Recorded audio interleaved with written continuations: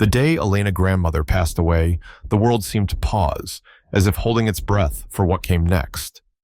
Evelyn Harper's death wasn't announced in headlines. She'd never sought fame, but in the quiet corners of Chicago's elite, whispers spread like wildfire. Elena, just 23, received her inheritance in a locked steel box delivered by a courier who vanished into the city's fog without a word. Inside was a letter, sealed with crimson wax, and a single sentence burned into her mind. People show their truest selves only when they think you have nothing.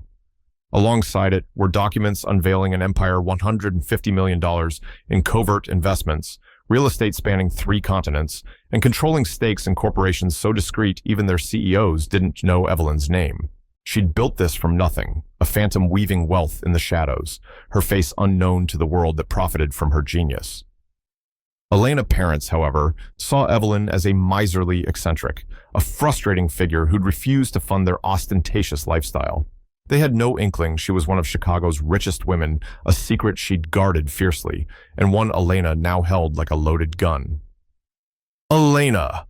Her mother's voice cut through the stillness of their opulent dining room, where Elena sat at a mahogany table, polished to a mirror sheen, the letter hidden beneath a silk napkin. Did that grandmother of yours leave us anything valuable, or just more of her useless clutter? Vivian Carter stood framed in the doorway, her designer dress clinging like a second skin, her eyes glinting with disdain. Just some old journals, Elena lied, her voice smooth as she slipped the letter into her leather bag beside a faded photograph of Evelyn, her piercing gaze seeming to watch from beyond the grave. Vivian scoffed, her stilettos clicking sharply on the marble floor as she crossed to a gilded bar cart. Figures. She never understood the importance of status. Do you know what the Warrens would say if they saw our 10-year-old car parked out front? Elena knew the Warrens, the Sullivans, the entire roster of families her mother worshipped. Their approval was Vivian's oxygen, her reason for every calculated smile and extravagant purchase. I'm sure they're too busy with their own lives to care, Elena said, keeping her tone neutral despite the secret pulsing in her veins. That's exactly the kind of thinking that holds you back, Vivian snapped, pouring herself a glass of wine, her manicured nails catching the chandelier's light. You're just like her, no sense of how the world works. Thank God Liam has ambition. Liam, Elena's younger brother, was the family's golden idol. At 20, he'd never held a job, never needed to. Their parents bankrolled his every whim failed tech startups, a wardrobe of bespoke suits that could fill a showroom, private tutors who taught him nothing but flattery. He was their dream incarnate, a shining promise of legacy, even as his ventures crumbled one after another. Speaking of Liam, Vivian said, her voice softening as if his name alone could erase her frustrations, he's been accepted into an elite business program at a top-tier institute. Your father and I are throwing a gala tonight to celebrate. All the right people will be there. Senators, CEOs, the Warrens. Wear something appropriate.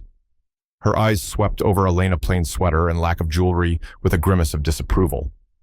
Elena nodded, not mentioning that she graduated summa cum laude from a prestigious business school the previous year, her achievement ignored while her parents fawned over Liam's latest yacht party. I'll find something, she said, her mind already elsewhere, calculating the moves ahead. Later, in her modest apartment above the bookstore where she played the role of a struggling clerk, Elena pored over Evelyn's documents under the flicker of a single candle. The windows shuddered against the city's prying eyes. The bookstore job was a lie, a carefully crafted mask. She owned the building, 3 others on the block, and a dozen more across the city, all hidden through Evelyn's labyrinth of holding companies. To her family, she was a failure, scraping by on a meager salary, her dreams as small as her paycheck. Her phone buzzed with a text from her father. Robert, don't be late tonight. The Sullivans are bringing their son, Nathan. Wear the sapphire dress your mother picked out. Nathan Sullivan. Another clumsy attempt to marry her into the upper echelons of society. If only they knew she could buy the Sullivans' faltering company a house of cards teetering on bankruptcy 10 times over with a single signature. As dusk fell, Elena drove to her parents' mansion under a sky heavy with storm clouds, the air thick with the promise of rain. She wore a simple charcoal dress, defying the garish sapphire one Vivian had chosen, its ostentatious cut an insult to her taste. The valet, a gaunt man with a scar tracing his left hand, studied her too closely as she handed over the keys to her battered sedan. His eyes lingered, not with recognition, but with something colder, more calculating, sending a prickle of unease down her spine. Inside, the mansion glittered with a desperate kind of opulence. Crystal chandeliers cast jagged shadows across the foyer. Exotic orchids drooped in their gilded vases, and the air buzzed with the scent of rare perfumes and unspoken anxieties. Guests in tailored tuxedos and shimmering gowns mingled, their laughter a fragile veneer over the room's undercurrent of tension. "Elena!" Vivian's voice sliced through the crowd, laced with irritation as she appeared in a swirl of emerald silk. "I told you to wear the sapphire dress." "It's being cleaned," Elena replied evenly, meeting her mother's glare without flinching. Vivian pinched the bridge of her nose, gathering patience. "At least make an effort with Nathan. His family's company is exceptionally successful, and a connection like that could elevate us all." Her tone carried the weight of a command, as if Elena Future were a chess piece to be maneuvered. Elena suppressed a smile, her mind flashing to the confidential report locked in her office safe. Sullivan Enterprises was hemorrhaging money, its success a facade propped up by creative accounting and desperate loans. "I'll do my best," she said, her voice laced with irony her mother didn't catch. At that moment, Liam made his entrance, descending the grand staircase like a prince claiming his throne. His silk suit shimmered under the lights, tailored to perfection, likely costing more than Elena's supposed yearly salary. "There's my boy," Robert boomed, striding forward to clap him on the shoulder, his face alight with pride. "The future of American enterprise." The room turned to Liam, guests swarming to offer congratulations, their voices dripping with flattery as they praised his natural brilliance and unlimited potential. No one mentioned his string of catastrophic ventures, a mobile app that crashed within weeks, a cryptocurrency scam that drew federal scrutiny, a nightclub reduced to ashes under suspicious circumstances, all funded by their parents' increasingly strained resources. Elena stood at the edge of the crowd, unnoticed, watching the performance unfold. She caught the tremor in Robert's hand as he passed a check to the caterer, the tight lines around Vivian's eyes when a guest mentioned their recent vacation, really a frantic trip to salvage a collapsing investment. Beneath the sparkle, their world was fracturing. Nathan Sullivan approached, his smile all teeth, a champagne flute dangling in his hand. "Elena," he drawled, his tone dripping with condescension. "Still toiling away at that little bookstore?" "Someone has to pay the bills," she said mildly, her eyes scanning him for tells. Was he fishing for information or just playing the role of smug heir? He chuckled, the sound grating. "You know, my family's company always has openings for motivated individuals. I could put in a word." "That's generous," she said, her voice flat. She knew his offer was empty. Sullivan Enterprises couldn't afford new hires, not with creditors circling like vultures. The evening dragged on, a parade of wealth and veiled insults. Elena observed her parents' desperation beneath their polished exteriors, Robert's forced laughter as he dodged a financier's probing questions, Vivian's brittle smile when someone complimented her timeless jewelry, unaware it was a replica. The original sold months ago. Their empire was a lie, bled dry by Liam's relentless extravagance, a leased private jet he rarely used, a doomed NFT platform that cost millions, a penthouse he'd wrecked in a single drug-fueled party. The mansion, their pride and joy, had been refinanced so many times it was practically owned by creditors. What they didn't know was that Elena was those creditors. Over years, she'd quietly bought their debts through a maze of shell companies, every mortgage, every loan, every reckless credit line. She held their fate in her hands, a secret she guarded as fiercely as Evelyn had guarded her own. As she drove home in her unassuming sedan, rain began to fall, drumming against the windshield. At a stoplight, she noticed a slip of paper tucked under her wiper blade. "You're not invisible." Her heart lurched. She scanned the empty street, seeing only shadows and the glow of distant neon. Locking her doors, she grabbed the note, her fingers trembling as she unfolded it. The handwriting was sharp, unfamiliar, the ink smudged by rain. Back in her apartment, she burned it in the sink, watching the ashes curl and dissolve. Evelyn's words echoed in her mind. People show their truest selves when they think you have nothing. Her family's true selves were about to be laid bare, but the note hinted at another player in the game, one she hadn't accounted for. The signs of her parents' collapse multiplied like cracks in a dam. The mansion's staff disappeared overnight, replaced by a single, overworked maid who moved like a ghost through the echoing halls. Their country club membership was quietly terminated, prompting Vivian to spin tales of reprioritizing investments. She began wearing last season's dresses, claiming a sudden passion for retro elegance, but Elena saw the truth in the pawnshop receipts tucked in her mother's purse. Liam, however, remained untouchable, his lifestyle a defiant middle finger to their ruin. A new sports car gleamed in the driveway, its price tag equal to a year's mortgage payments. A diamond-encrusted watch appeared on his wrist, bought with money wired from their parents' emergency fund. His parties grew wilder, spilling into the early hours, the laughter of his entourage a mocking echo in the crumbling mansion. Elena watched it all from her perch at the bookstore, where she played the part of a clerk with Oscar-worthy precision. Customers saw a quiet young woman in thrift store clothes, unaware she owned the building and half the block, her wealth hidden behind a dozen corporate veils. One afternoon, as she pretended to balance ledgers, she spotted Liam's car tear past, tires screeching, a woman in the passenger seat screaming with laughter.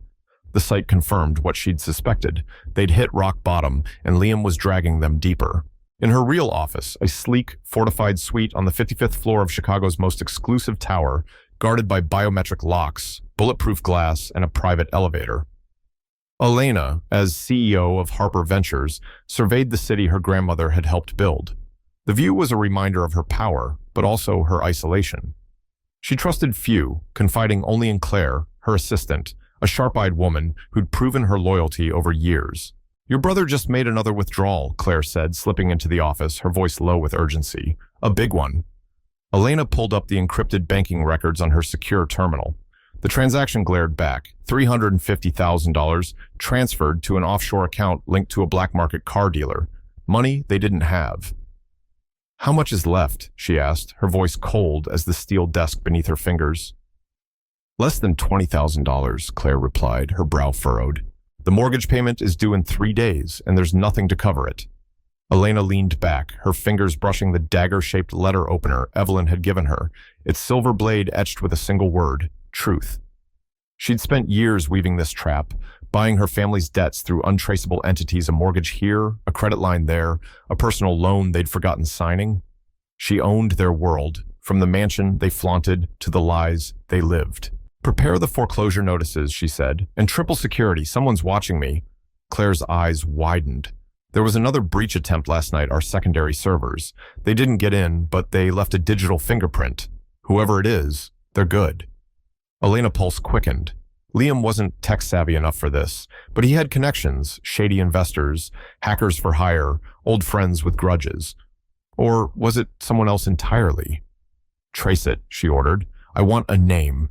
As Claire nodded and left, Elena's gaze fell on a small wooden box on her desk, a gift from Evelyn containing a single key and a note, "For when the time comes." She hadn't opened it yet, sensing its contents were meant for a moment still approaching. The weight of her plan felt heavier now, tinged with the unease of an unseen enemy. The next morning, Elena was at the bookstore pretending to sort inventory when the door flew open with a bang. Vivian stormed in, her face pale, a tear in her last season coat revealing the desperation beneath her polish. "Elena, it's a disaster!" she cried, clutching the counter as if it could anchor her. "They're taking the house." Elena set down a book, her expression carefully surprised. "What happened?" "The bank." Vivian gasped, her voice cracking. "They're foreclosing. Your father's investments fell through, temporary of course, but we're in a bind. We need your help." She leaned forward, grabbing Elena's wrist, her nails biting into skin. "How much do you have saved, darling? Anything at all?" Elena pulled free, her skin stinging. After years of mocking her sad little job, her mother now begged for pennies. "I make $35,000 a year, Mom. After rent and bills, there's nothing left." Vivian's eyes widened, panic twisting her features. "You must have something, a savings account, an emergency fund, anything." "I've got maybe $15,000, Elena lied, watching her mother's desperation sharpen like a predator scenting blood. "We need it," Vivian said, her voice a hiss. "Liam's on the cusp of a major deal. He just needs a little support to close it." "What about his new car?" Elena asked, her tone deliberate. "Or that watch? Couldn't he sell those?" Vivian's face contorted with outrage. "Don't be ridiculous. He needs to project success to attract investors." You wouldn't understand, you're not in those circles. And I am? Elena's voice was soft but edged with steel, her thoughts drifting to the charity gala she'd host in weeks, where Chicago's elite would bow to Evelyn Harper's heir. You're being selfish, Vivian spat, lunging forward as if to shake her. She stopped short, breath heaving. After everything we've done for you. Like what? Elena asked, her calm a stark contrast to her mother's unraveling. Leaving me to pay student loans while you funded Liam's 7th failed startup? Or ignoring my graduation to throw him a party for losing another $1 million? Vivian froze, her mouth opening and closing as she groped for a defense. We gave you a home, a name. Get out, Elena said, her voice low and final. What did you say? Vivian's eyes blazed, her hand twitching as if to strike. Out of my store, Mom, and don't come back asking for money. Vivian staggered back, fury overtaking her fear. You'll pay for this, she snarled, storming out, the door slamming so hard a crack spiderwebbed across the glass. As she disappeared into the street, Elena caught a glimpse of a figure lingering across the road, a man in a dark coat, face obscured by a hood. He met her gaze for a split second before vanishing into an alley, leaving her with a knot of dread in her chest. That evening, Robert called, his voice a low growl that vibrated through the phone. Elena, you've pushed this too far. Your mother's a wreck because of you. I can't give you my savings, Dad, she said, her tone unyielding. This family's legacy is on the line, he roared. The house, Liam's prospects. Do you have any idea what losing everything means? Maybe Liam could contribute, she said, twisting the knife. He's got a new car, a watch worth more than my rent. He must have cash. That's an investment in his future, Robert snapped. He needs to look the part to win the right deals. And my future? Elena asked, her voice quiet but piercing. A long pause, then a cold laugh. You're a bookstore clerk, Elena. Your future's set small, predictable. Liam's the one with real potential. The words stung, though she'd heard variations her entire life. I'm sorry, Dad, I can't help. Then you're no daughter of mine, he said, and the line went dead. Elena sat in her office, the city skyline glittering like a battlefield below. As she reviewed security reports, a new note appeared slipped under her door despite triple-locked entrances and round-the-clock cameras. You can't hide forever. The handwriting matched the others, sharp and deliberate. No fingerprints, no trace. Her team found nothing. No breaches, no footage. Someone was outmaneuvering her, and the realization tightened her grip on Evelyn's dagger. She wasn't just playing against her family anymore. Days later, Elena uncovered a lead. Claire traced the server breach to a dark web contractor known as Spectre, a hacker notorious for working for the highest bidder. The trail pointed to a meeting Liam had attended weeks earlier with a group of investors, one of whom had ties to Chicago's underworld. Was Liam desperate enough to hire a mercenary to undermine her? Or was this the work of someone else? Perhaps Nathan Sullivan, whose company's collapse loomed closer each day. Elena dispatched a private investigator to dig deeper, her instincts screaming that the notes and hacks were connected to her family's downfall. The bankruptcy hearing arrived under a sky black with storm clouds, thunder rumbling like a warning. Elena watched from her car, rain battering the roof, as her family pulled up in Liam's sports car, their last vestige of wealth. Vivian's outfit was impeccable, but frayed at the seams. Robert's suit hung loose from stress-induced weight loss, and Liam's usual swagger faltered, his eyes darting as if sensing a trap. They didn't see her, still believing their failure of a daughter was counting pennies at her bookstore. Elena waited, checking the encrypted drive in her briefcase, proof of every debt she owned, every lie they'd lived, cross-referenced with bank records and forged signatures. Another note had appeared that morning, tucked inside her locked car. Today you fall. The scrawl was angrier, the paper crumpled as if written in haste. She'd scanned it for DNA, nothing. Her enemies were shadows, but she was ready to face them. She entered the courthouse, her heels echoing like gunshots on the marble floor, her briefcase heavy with the weight of truth. The courtroom buzzed with Chicago's elite, their eyes hungry for the Carter's humiliation. Her parents sat in the front row, postures rigid, clinging to their fading dignity. Liam slouched beside them, scrolling on his phone, oblivious to the storm about to break. All rise, the bailiff called as Judge Clara Bennett entered, a woman whose reputation for dismantling financial lies was unmatched. Case number 2847, Carter family bankruptcy petition. Elena stood from the back, her tailored black suit a silent declaration of power. Yes, Your Honor. Elena Harper, representing Harper Ventures. Vivian spun around, her face collapsing like shattered porcelain. Robert's hands gripped the bench, knuckles white. Liam's phone hit the floor with a crack, his eyes wild with disbelief. Elena? Vivian whispered as if naming a ghost. Elena strode to the creditor's table, her briefcase snapping open with the finality of a guillotine. Good morning, Mother, Father, Liam. What is this? Robert demanded, half rising before his lawyer yanked him back. Bennett's gavel slammed down. Order, Mr. Carter. Miss Harper, proceed. Your Honor, Elena said, her voice slicing through the room's tension. Harper Ventures holds all Carter family debts, their primary mortgage, personal loans, and credit accounts. The total is approximately $15 million. That's impossible, Liam shouted, leaping to his feet. She's a nobody. This is a conspiracy. She's been sabotaging us, hacking our accounts, ruining my deals. His voice cracked, desperation mingling with rage as he pointed at her, trembling. The courtroom buzzed, spectators leaning forward. Elena's pulse quickened. She'd anticipated his outburst, but the venom in his accusation carried a new weight. Was he guessing, or did he know more than he let on?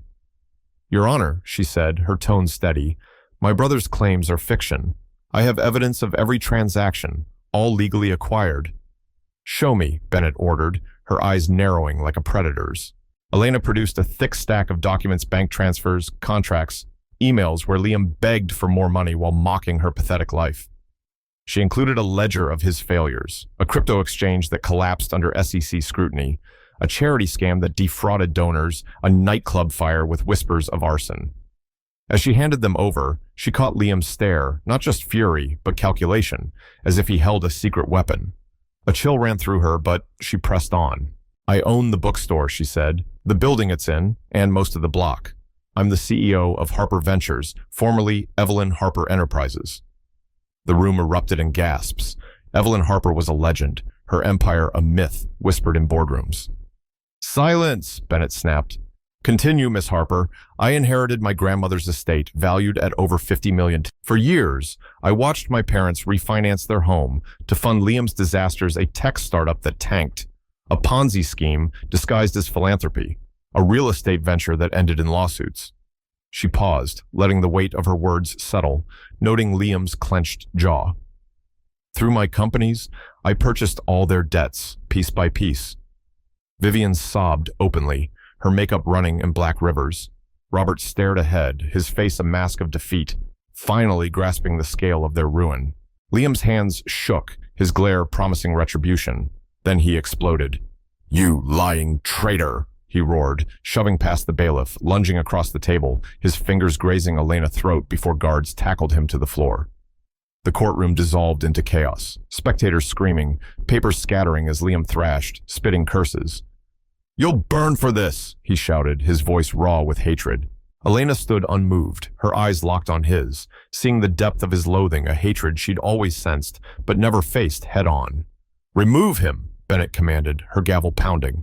Liam was dragged away, his threats echoing down the hall, leaving a stunned silence in their wake.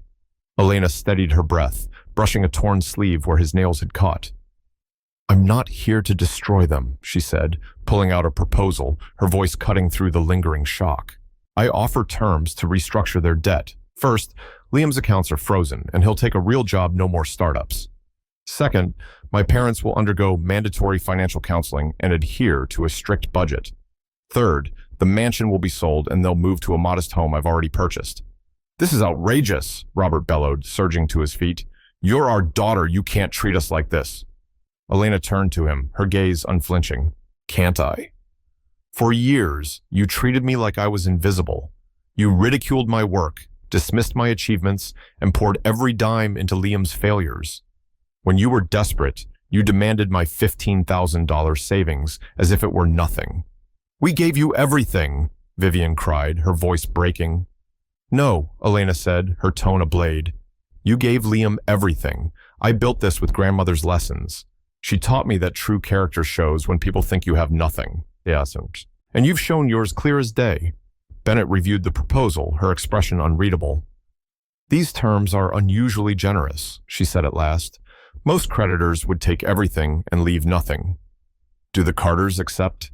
Their lawyer whispered urgently, sweat beading on his brow. Refusal meant total loss house, status, future. We accept, Robert muttered, his voice barely audible, crushed under the weight of inevitability. Elena slid over a folder and a set of keys. Here's the deed to your new home, a 3-bedroom in a quiet neighborhood. Comfortable, but not extravagant. Movers will arrive tomorrow. She turned to Liam, now restrained in the back of the room, his eyes burning into her. And Liam, your car's being repossessed. A used hatchback will be delivered instead. He lunged against the guards, spitting venom. This isn't over, Elena. You'll see. She met his gaze, unflinching. I'm counting on it. As Elena left the courthouse, thunder crashed, rain pouring in sheets that blurred the world. Vivian's footsteps splashed behind her, desperate and uneven. Elena, wait! She called, her voice small against the storm. Why? Why let us fall so far before showing this power? Elena turned, lightning illuminating her face, rain soaking her suit. Because you needed to learn, Mother. Money doesn't make you valuable, nor does status or the Warrens' approval. I wanted you to feel what it's like to be judged for who you are, not what you own. Will you ever forgive us? Vivian's voice trembled, her mascara-streaked face a portrait of ruin. That's up to you, Elena said, her tone calm but firm. The house is decent, the budget fair. It's a fresh start, not a punishment. What you do with it is your choice. She walked to her car, not the sedan they knew, but a sleek, armored SUV she'd kept hidden until now, its tinted windows reflecting the storm. Oh, and Mother, she called back, that sapphire dress you loved? I bought the company that makes it last month. They've discontinued it. It was an eyesore. Vivian stood frozen, a silhouette swallowed by the rain, her expression a mix of shock and dawning realization. Weeks later, Elena sat in her office, the city sprawling below like a chessboard where she'd played a flawless game. Her parents had surprised her, sticking to their new budget with a grudging discipline, attending financial counseling sessions without complaint. Vivian even sent a hesitant note of thanks for the house, a small gesture that felt like a crack in her armor. Liam, however, was another story. He'd taken a low-level job at a logistics firm, his resentment a smoldering fire barely contained. Elena, investigator, reported he'd been meeting with questionable contacts, ex-partners from his failed ventures, a known fixer with a rap sheet. Was he planning revenge, or just drowning in his own bitterness?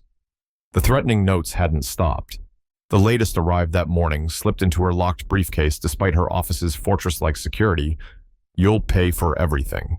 The handwriting was the same, jagged and deliberate, but this one included a crude sketch, a dagger piercing a heart.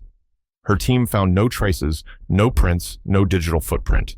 Even Spectre the hacker remained a ghost, their trail vanishing into encrypted servers abroad.